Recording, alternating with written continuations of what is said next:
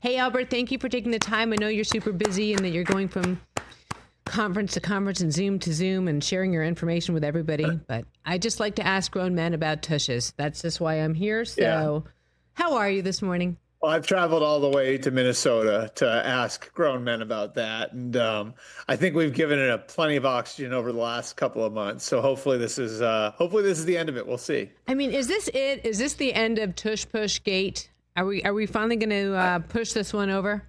I mean, I think they're going to vote something through, Susie. I think the league office, the commissioner wanted out. Now, I think what's interesting about it is that really there's two trains of thought. There's the league office's train of thought, and then there's the other team's train of thought. And the league office's train of thought on this has generally been it's a dangerous play. And Howie Roseman kind of fought back against that at the league meeting where, he stood up and said, well, show me the injury data. I'm all for player safety. Show me where the data is. And there wasn't data, but what Dr. Alan Sills, the NFL's chief medical officer, said at the time was because of the posture of the quarterback and the way the play is run, if something does happen, it's going to be catastrophic. So that's the league's concern. Then you have the other teams saying, well, this isn't even a football play. This is a rugby play. And I think when there's like that inconsistency there, that's why the Eagles feel targeted. They feel like different people are coming up with different reasons to take something that they're really good at out of the game. And I think part of the effort over the last 2 months has been to make sure this isn't strictly about the Eagles. And the wording of the rule proposal in March was very narrow. The revision, which the Packers submitted to the league yesterday, is much broader, and it goes back to a rule in 2004 where all pushing and pulling of a teammate was prohibited. So that's what they're going to discuss today or tomorrow when they talk about the football matters tomorrow. And my guess is they find a way to get something through. Now I don't know if it'll be this specific rule, but they were at 16-16. Now they've revised it. They need to get to 24. I think it'll be close, but I think they're going to get something through. So then what happens? I mean, can they take this? Does that mean that it's out 100% if it goes through? Does that mean that the Eagles can finesse and change things around? Like, what's it mean? I mean, I would actually tell you, Susie, like go back and look at a lot of those plays. The Eagles are so good at it. A lot of times Jalen Hurts is over the line before his teammates even get behind him. I don't know that the Eagles need that actual extra momentum that the teammates behind him give him to pick up the first down in these situations because they're so good on the front end with the linemen and with Jalen Hurts doing what they do. It just sort of feels to me like this could even, it's unintentional by the other teams, but I don't think it's impossible. This creates a bigger advantage for them because they don't need that momentum on the back end, so it'll be interesting to see what happens there. I think the way you legislate is another question. Are you going to turn this into a penalty? One idea that I've heard that's a little different than that is just giving the ref the ability to blow a play dead when he sees the pushing start, sort of like forward progress works. So it's hard to believe, again, how much time we've spent talking about this and how tangled up the whole thing has become. And again, we'll see if they can untangle that and come up with something simple they can vote through tomorrow. Where do the lines divide? Like, who votes against, who votes for in that room? I would say this one in particular was a little random. But it's interesting, like a lot of the teams from that Shanahan tree were the ones that were more vocal against it. I think you saw Sean McVay come out and say something. Obviously, the Packers are in that tree with Matt LaFleur, the coach there, and they're the ones that submitted the proposal. And I've heard the theory that maybe it was best if the Packers submit the proposal because they don't have an owner, so it doesn't look like there's some owner that has a what across his what about the Eagles doing this. No, I don't know what you're saying. A what? A what? A what? Well, can I leave that there, Susie? Yeah. I think it's a good idea. But yeah, I think there's a bigger strategy, a way that the teams that want it out have approached this. so happens that some of those teams are in the NFC. Whether or not you want to see that as a coincidence or not is sort of up to you. And then I think there are other teams that look at this and say, we don't want to create the precedent where one team gets really good at something and now all of a sudden we're looking to remove it from the game. Like I can think all the way back to 20 years ago when this happened with the Patriots, and Bill Belichick's strategy against the Colts was to manhandle the receivers. And it led to, Bill Polian, who was on the competition committee, pushing some change there. And, I know there were people back then that thought that was a bad precedent, that like just because someone's really good at something, now there's going to be a rules emphasis to try to change it. And the teams that are against doing this, against a ban going in, I think that's a big part of their logic is, and it'd be my logic too, quite honestly, like it's just because someone has gotten so good at something that it's almost unstoppable should not be a reason to go in and change the rules on the NFL. Oh, I couldn't agree more. Albert Breer Yeah. joining us right here on the Rich Eisen Show. Suzy Shuster in for Rich. What about flag football? That's up next. Where does it look like this is with these owners? And is it going to be how many players on a team? At first, I thought it was one, and then, Chris is like, it's the whole squad. I mean, what are we looking at here? Well, I think you first have to go to the reasoning for this, which, like football's a really hard game to export because of the equipment, the insurance, the violence of the game, the number of people that you need just to play an actual football game. It's not like soccer or basketball where you can export those sports very easily. All you need is a bag of balls and either a goal or a hoop, and you're good to go.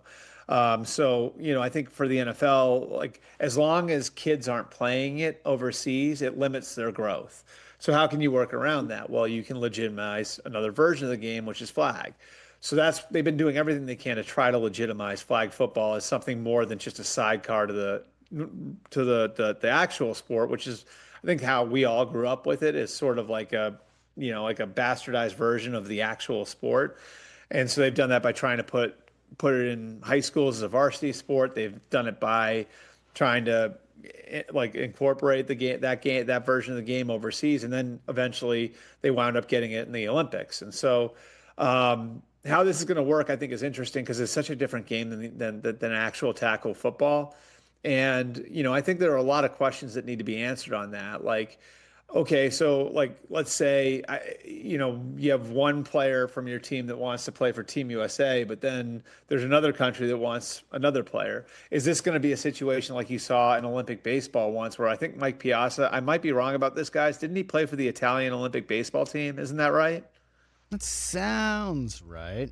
I think that's right, right? Like so for guys who aren't on the US team, then are they free to play for like the Team Italy, Team France, Team England based on their heritage? Like, could they do that? Like, those are all questions that I think we have to go through. And then to me, like the big broad question here is, are we really going to be that much better than everybody else if we're just putting NFL players out there? Or is flag football different enough from the regular, from the regular version of the game where it might not be most advantageous to have those guys out there? I think those are all fair questions to ask, and all that stuff is stuff that they're going to have to work through. But this first piece of it is, I mean, more or less like mandating the teams allow their players to play, which I mean, could create real competitive issues in 2028 when you think about how important that run up to training camp is for players and getting themselves ready for the rigors of a 6-month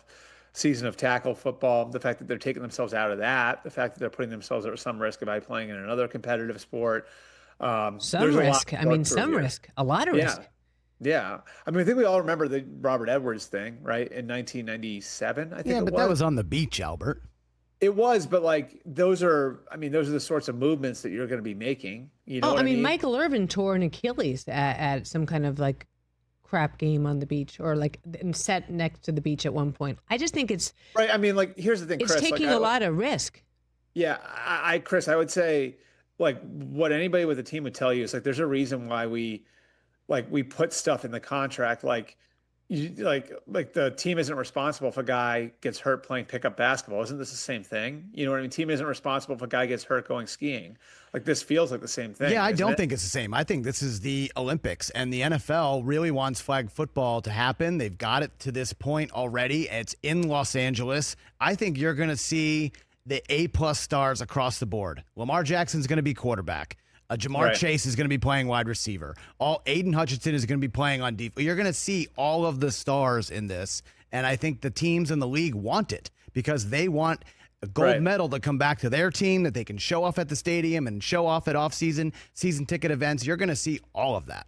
How do you make it even remotely competitive then, though? That's not the point. The point, this is like 1992 So Olympic you want basketball. Dream Team? Is that what you want? This is You want Dream Dream Team. Team. This is us going out and whacking everybody. I think that's Okay. insane. Do you think that's going to happen? And I don't know. I don't know if like we'll whack everybody. Honestly, I told this story a little earlier. There's some Latvian dude that's going to cover Justin Jefferson. Yeah, that but we don't know about. flag football is a very different sport. It's very different than regular football. I'll Sorry, tell you Albert. guys this is the dumbest story ever. So I'll preface what I'm about to say with that. But like, I remember, when I was in college, we won our fraternity league, and it was a bunch of guys. A bunch of us had played high school football, and so we went out there and we won the fraternity league, basically running like a football offense and a football defense. So then, like, we got like kind of okay, like I wonder if we could go win the Nike League. And so like there was a Nike League in Columbus that we entered in. And when I say we got the brakes beat off us, we had no idea what we were getting ourselves into. And flag football at that, like, and this was like a competitive level, even there, like on like, in some local league, it didn't even look like football. It was laterals, reverses. It was all of this different stuff that they were doing. And, obviously size had nothing to do with your ability to win. I mean, more or less, it was like a bunch of soccer athletes out there, I think is the best way to put it, that were probably most well equipped to play that version of football. So I think that part of it's interesting. It's like, is it necessarily the NFL players that are best equipped for this with a couple of weeks to prepare? Or is it a different type of athlete who had years to prepare for it? Like, I think that's an interesting question to ask if this is going to all come to pass. I think the biggest thing, too, is these NFL players want to play in it, and they are not going to want to go over there and get embarrassed. That's true. Yeah, that's true. And I have no idea. I have no idea what this is going to look like. But I can tell you, like, I don't think it's going to look like a football game. Like, I think flag football is a totally different deal. A lot of laterals, a lot of weird moves. Hey, a Albert. lot of weird stuff Yeah. Let me ask you this. If you own the Chiefs, do you want to see your quarterback? Do you want to see your franchise going and playing? No. I'll send somebody else's players. Like, honestly, like especially if you're one of these teams that's in a championship window, right? Like, those opportunities to win a championship are precious. And I mean, ask the Colts about that. Those years they had Peyton Manning and Andrew Luck and like what that feels like. Ask the Patriots about that. Like, did we take it for granted for 20 years that we were constantly competing at that level? Like those, like the spot that the Chiefs are in right now, right, on a year-to-year basis, those are precious. And so the opportunity, like the chance that like a year could be flipped upside down by someone getting hurt in one of these situations. I mean, it's a real thing. Yep. Like it's a very real thing. And I don't know. Like I look at it like this is your profession. You know what I mean? Like this is your profession. And if you're a professional football player, the idea of going and getting a gold medal is great. Is it worth like risking a chance to compete for a championship when you may only have a few of those? I don't know that I would automatically just run to sign up to play flag football in the Olympics. It almost seems like the perfect spot for recent retirees, guys who just retired from the league. That's where it looks like it would fit for me. And I love flag football. Taylor plays. I love what the league is doing about getting more girls to play in more varsity sports across the country for men and women. I love that. I think it's great. But if I own a team, there is no way I'm going to let my star quarterback go out there. No chance. Right. Like the recent retirees thing's interesting. Like, could you put a Rob Gronkowski out there who's kept himself in great shape? You know what I mean? Like, I'm with you on that, Susie. I think that 100% makes sense. Yeah, throw Will Blackman out there. Throw some of these guys out there who still look like they can play and who still look, you want to see Aaron Donald play. He can play because he's out. But Right. I think that's actually an interesting idea to use that as a pivot. I can remember having this conversation with Joe Flacco. I think it was last year during the season after one of the Colts wins, and Joe said to me, he was like, "Well, I'm going to be able to throw till I'm 50. I know that." You know what I mean? He's like, "I probably won't be able to move the same way anymore when I'm 48, 49, 50 years old, but I'll be able to throw for a long time to come." And so you could find a quarterback too, I'm sure, that could still really throw it, who is out of the league. So I think there would be ways to do it. I think the question then becomes like, okay, like, is that enough to amplify the event? Like, do you need current, or is the NFL going to be really pushy about that part of it where it's like, no, we want to amplify this and make it as big as we possibly can. So we need the biggest stars possible in it. And how all of that works, we'll see. You mentioned Joe Flacco. How does this all sort out in Cleveland with all the quarterbacks? Yeah, I would say over the next 5 weeks, they've got to get a good read on what's going to happen, on what's going to happen in training camp. And like normally, most teams will tell you like the stuff in the spring, OTAs and mini camp, is about education, getting the players up to speed on what they're going to have to do, installing systems, all that different stuff. And then the summer is about competition. But where they are right now, Suzy, I think that they have to at least get a read on where they're going to be come the end of July. So what does that mean? Well, that means you've got the two veteran quarterbacks. Is there a gap between Joe Flacco and Kenny Pickett? You have the two rookie quarterbacks. Is there a gap between Shedeur Sanders and Dylan Gabriel? Do either Gabriel or Sanders look like, forget about starting, do either of them look like they're going to be prepared enough to be a backup, that where maybe you save the roster spot by cutting one of the veterans at the end of training camp? I think you have to start to ask all those questions now rather than at the end of July, because I just don't think there's enough reps to go around when you get in the summer based on the rules the way they are now. And the fact that there's going to be 10 other guys in that huddle that you have to get ready to play a season, So running this this quarterback derby with 4 different guys and not knowing who you're going to have back there, that doesn't do a service to the other 10 guys in the huddle that have to go out there in September and October and November and perform at the highest level they can. So I don't know if they'll eliminate anybody in the spring, but I would think that they would spend the spring trying to get a read on who their best options will be when they get to the summer, and then maybe maybe we'll see there's a little bit of a weighted system when we get to the summer where maybe there's one rookie and one veteran, or maybe the two veterans are just so far past the rookies that you have those two guys get a huge amount of the reps when you get to the summer. I think you almost have to do it that way. And then if somebody shocks you when you get to the summer, you cross that bridge when you get to it. Who's your gut? Who's the starting quarterback?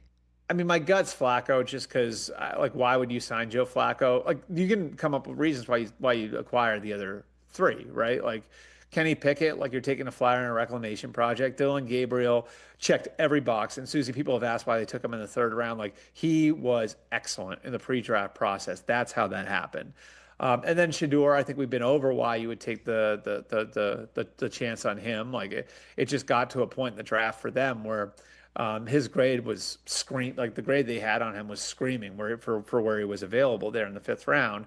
So with those 3 guys, you're sort of like just taking a shot at getting and having like a long-term answer there. You bring in Joe to start, and if Joe's not starting, he might not be around. So I would say they'll probably get a longer look at Kenny Pickett in the spring than they will Joe Flacco, just because he's new to there. But I would think that, Joe's probably gonna have the best chance to prove that he's their best option in week 1.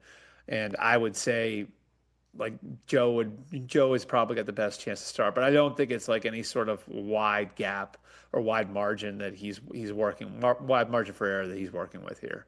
What are your thoughts on Aaron Rodgers and the Steelers? And is there any chance that the Saints are eyeing him now that Derek Carr is called it a day? And when does this get decided already? Talk about guys needing to gel. I think this gets decided when Aaron is good and ready for it to be decided. Again, I think like the fact that he's got a personal situation that he's dealing with, I think we can all respect that. Like, I do think a big piece of this for the Steelers is making sure that whenever he shows up, they're getting all of him, And so, like, if they had signed him on April 1st, everybody would feel a lot better about, like, okay, like, we know he's our quarterback now, but like, then you're amping up the volume on everything. So, like, you show up for off-season program, for OTAs, where's Aaron? Where's Aaron? Where's Aaron? You're creating noise that doesn't exist right now. Whereas now, Aaron can take care of his business, and then when he comes in, he can be fully in. So I think that's why why it's happened the way that it's happened. Is there risk involved with the Steelers doing it this way and not pushing for an answer? There certainly is. He could change his mind. He could decide to retire. There could be an opening that comes up that wasn't open before, like happened with the Saints. But I still think the likelihood is that he's with the Steelers. And I think the Saints are going to get their good long look at Tyler Shuck and Spencer Rattler and Jake Haener and probably, go through, I think, a little bit of an organic reset here when it comes to their roster, having a first-year coach with Kellen Moore running the show. And Don Bowie is in the control room crying. Albert, thanks again for your time. I really appreciate it. I know how busy you are out there. Say hello to Don for me, too. All right, Suzy? Indeed, I will. Catch the Rich Eisen Show live weekdays from 12 to 3 p.m. Eastern on Roku Sports Channel in the U.S.